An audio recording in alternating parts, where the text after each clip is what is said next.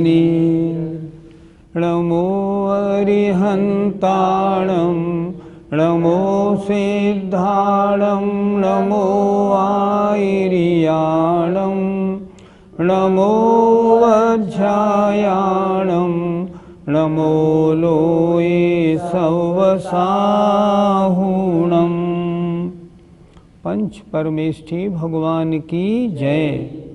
आचार्य कुंद कुंद महाराज की जय। पाठशाला और ज्ञानशाला के सभी श्रोताओं को सादर जय जिनेन्द्र। हमारे पास अब हमको क्या दिखाना है ज्ञानशाला में, जब इसकी चर्चा हमने प्रारंभ की तो सभी लोगों ने बताया छह ढाला, रत्नकरण श्रावकाचार, द्रव्य संग्रह हो गया, पुरुषार्थ सिद्धिपाय हो गया, तत्वार्थ सूत्र हो गया, इष्टोपदेश, भक्तामर स्तोत्र, संस्कृत का सामायिक पाठ और कुंद कुंद का कुंदन, इतने ग्रंथ हो गए। अब कुछ नया ग्रंथ और आगे बढ़े। हमने कहा आप लोग क्या पढ़ना चाहते हैं। हमारे पास अधिकांश श्रोताओं ने हमें समाचार दिया अब हमें आप समय सार पढ़ाइए। अब हम समय सार पढ़ने के योग्य हो गए, क्योंकि हमने द्रव्य संग्रह, तत्वार्थ सूत्र बहुत अच्छी तरह समझ लिया। गुणस्थान मार्गणाओं की चर्चाएं भी आपने बहुत समझा दी। हमने भी अपना मन बना लिया। हमने पूछा आपको कड़ा तो नहीं लगेगा? बोले नहीं, कड़ा क्यों लगेगा, आप ऐसे समझाइए जो हमारी समझ में आ जाए। तो हमने भी मन बनाया है कि अब हम समय सार सबको पढ़ाएंगे। तो आज शुभ दिन है, आज समय सार का प्रारंभ हम लोग करने जा रहे हैं। आइए मंगलाचरण करते हैं। वंदितो सर्वसिद्धे, बोलो वंदितो सर्वसिद्धे, धुवममलमणोवमं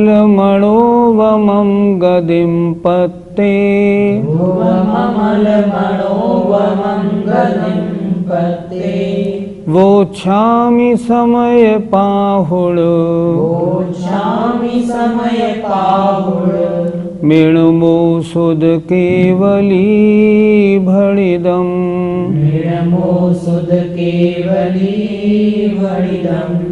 आप सभी श्रोतागण अपनी अपनी पुस्तक खोल लें। पुस्तक में से हमारे साथ मंगलाचरण बोलें। प्राकृत भाषा है, थोड़ी कड़ी तो है, नई सी रहती है, न हिंदी है न अंग्रेजी है। अगर हमारे साथ आप बोलेंगे तब तो आपके ज़बान पे आएगी, नहीं तो नहीं। और आपको पढ़ना नहीं, आपको याद भी करनी है ये गाथाएं। ये शास्त्र कोई बार बार पढ़ने को थोड़ी मिलते हैं। आइए हमारे साथ आप भी बोलिए। हाँ, वंदितो सर्वसिद्धे, धुवममलमणोवमं गदिं पत्ते, वोच्छामि समय पाहुड़, मृण्मो सुध केवली भणिदम्। वंदितु नमस्कार करके, सर्वसिद्धे सभी सिद्धों को, ध्रुवम जो शाश्वत, अमलम माने मल रहित निर्मल, अणोवमम अनुपम, गतिम माने गति को, पत्ते प्राप्त हुए हैं। आपको सामने एक एक शब्द का अर्थ दिखाई दे रहा है, उसको अच्छी तरह से देखते चलें। वो छामी कहूँगा, समय पाहुड़म इस समय प्रावृत ग्रंथ को, इणम मिणमो का संधि विच्छेद करेंगे, इणम अमो, इणम माने इस, अमो माने हे भव्य जीवो। कैसा है ये? शुद्ध केवली, शुद्ध केवली के द्वारा भणिदम कहा गया है।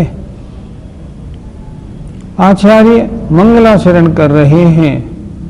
मंगलाचरण में आचार्य कह रहे हैं, हे भव्य जीवो, मैं ध्रुवम माने शाश्वत, अम्लम माने निर्मल, अणोभवम माने अनुपम, ऐसी गति को प्राप्त समस्त सिद्धों को नमस्कार करके श्रुत केवलियों द्वारा कहे गए इस समय प्रावृत माने समय सार ग्रंथ को कहूंगा। इस तरह आचार्य कुंद कुंद महाराज ने ये मंगलाचरण किया है। यह समय सार ग्रंथ किसने रचा? आचार्य कुंद कुंद महाराज ने। आचार्य कुंद कुंद महाराज का जीवन वृत्त कैसा है, थोड़ा सा इस पर भी अपन जानकारी ले लेते हैं। आचार्य कुंद कुंद महाराज नाम था इनका पद्मनंदी। जन्म स्थान कोंडकुंदपुर। कहाँ पर है ये आंध्र प्रदेश में। वहाँ इनका जन्म हुआ। संस्कार कहाँ से मिले? संस्कार माने गर्भ से दिए। गर्भ में थे, पैदा हुए थे, तभी भी गर्भ में माँ चिंतन करती थी, धार्मिक अपनी क्रियाओं में लगी रहती थी, और जब पैदा हुए पालने में झूलते थे तब माँ सुनाती थी, शुद्धोसी बुद्धोसी निरंजनोसी। क्या हुआ? आत्मा धर्म से ओतप्रोत हो गई। नतीजा क्या हुआ? 11 वर्ष की उम्र में पद्मनंदी ने मुनि दीक्षा धारण कर ली। आपका नाम क्या हुआ? आपका नाम पड़ा मुनि पद्मनंदी।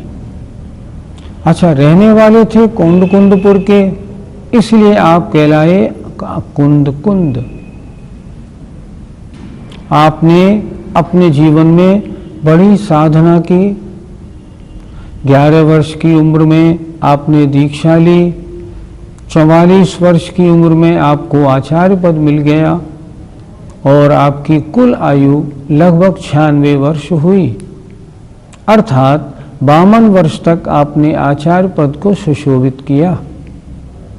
आपके जीवन की कुछ घटनाएं बड़ी विचित्र रहीं। पहली घटना आचार्य देवसेन महाराज लिखते हैं दर्शनसार में।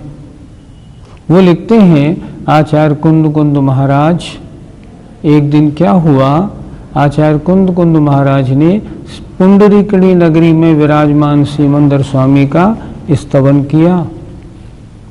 स्तवन किया महान पुण्यशाली जीव के द्वारा। उधर क्या हुआ, सीमंदर स्वामी ने आपको धर्म वृद्धि दी। वहां राजा बैठा हुआ था।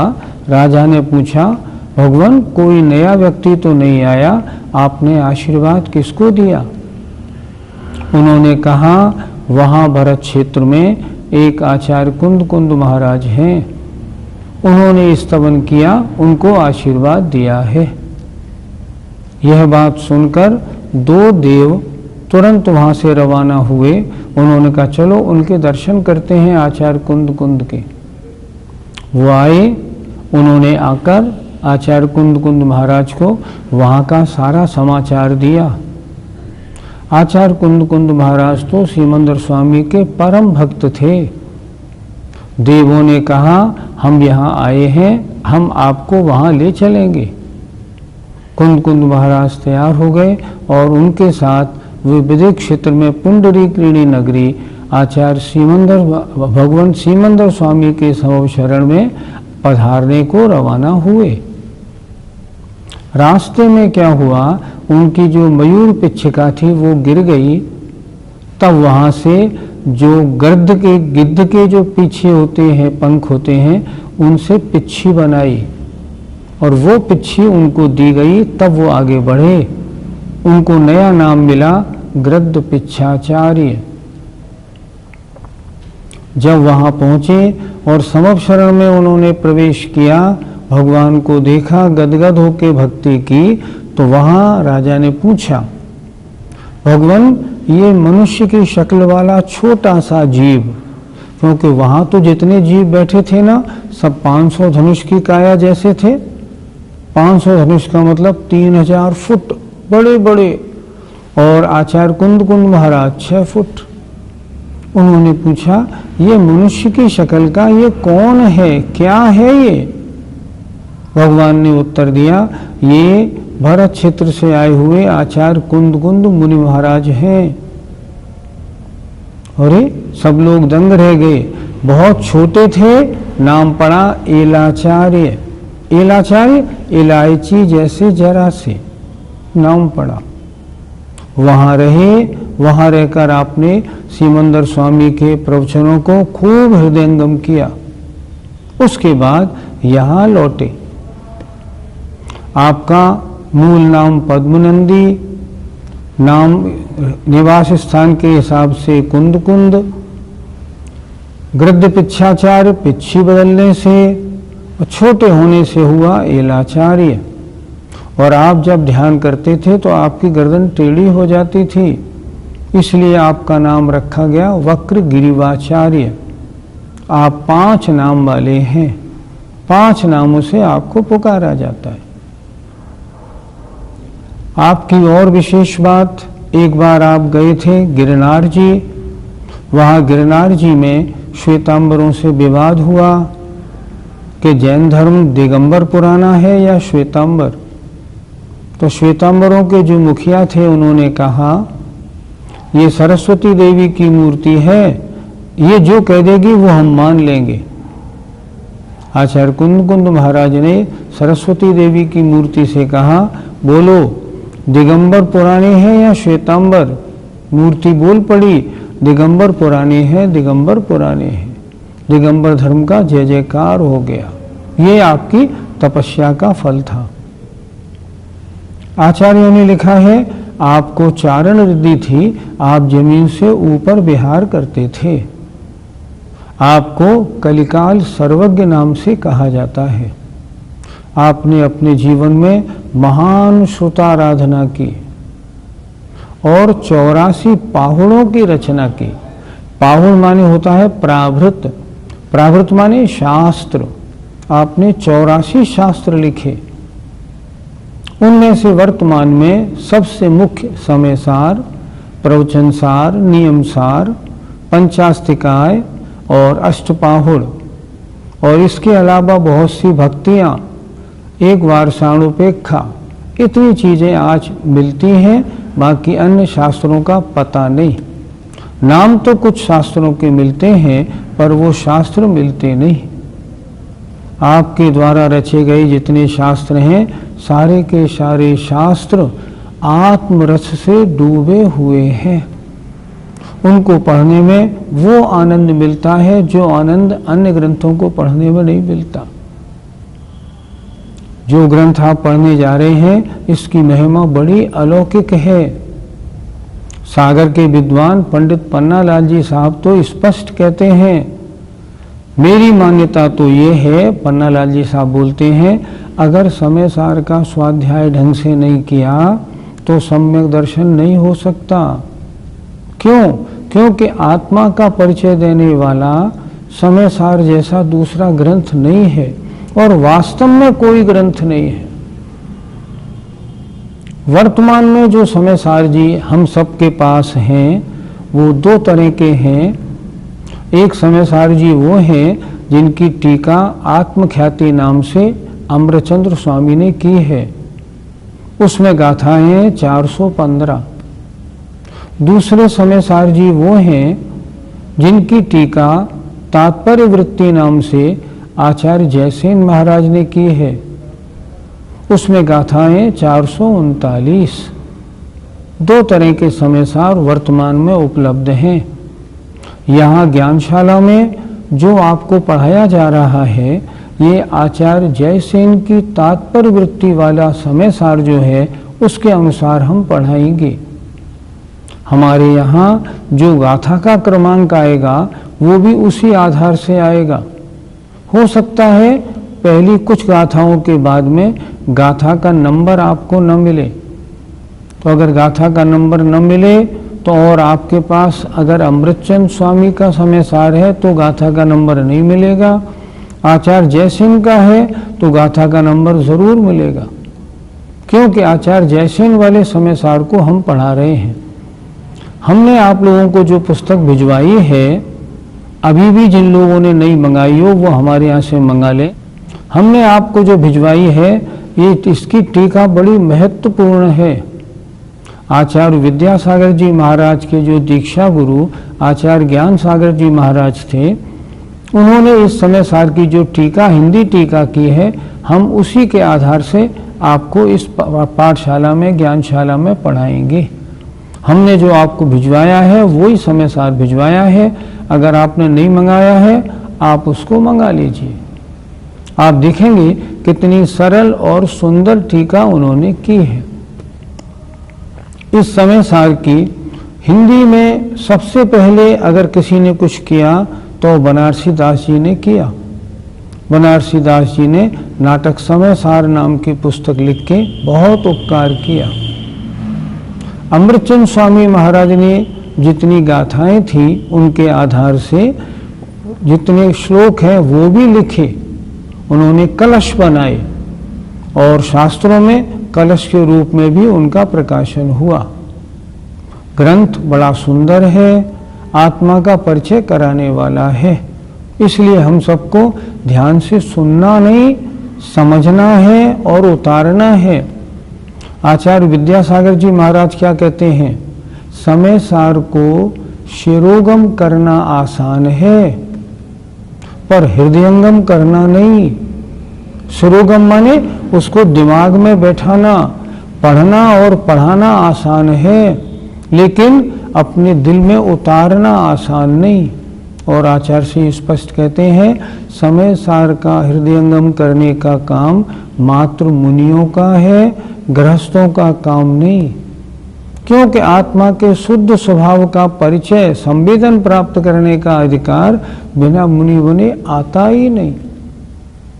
ग्रंथ बहुत महत्वपूर्ण है।